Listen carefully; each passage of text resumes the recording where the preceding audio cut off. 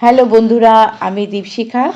হঠাৎ দেখলাম মোবাইল ঘাঁটতে ঘাঁটতেই দেখলাম একটা ক্লিপ রয়ে গেছে, তো ভাবলাম আপনাদের সঙ্গে সেটা একটু শেয়ার করে নিই। তো আমরা কলকাতার থেকে বন্দে ভারত ট্রেনে আমরা চলে এসেছি শিলিগুড়ি। এত ঠান্ডা ছিল কি বলবো, আপনাদেরকে বলে বুঝাতে পারবো না, প্রচণ্ড ঠান্ডা।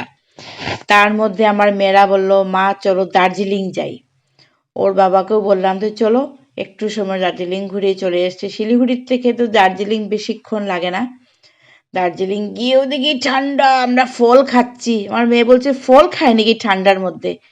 ফল খেলাম, তারপর দিয়ে গরম গরম চা, আর বললাম কি আছে, মোমো ছিল, চাউমিন ছিল, সেটা খেলাম। চাটা খেয়ে শরীরটাকে একটু ভেতরটা গরম করতে পারলাম। এই একটু আপনাদের সঙ্গে একটু শেয়ার করলাম। শেয়ার মনে হয় সব কিছু নিয়ে একটু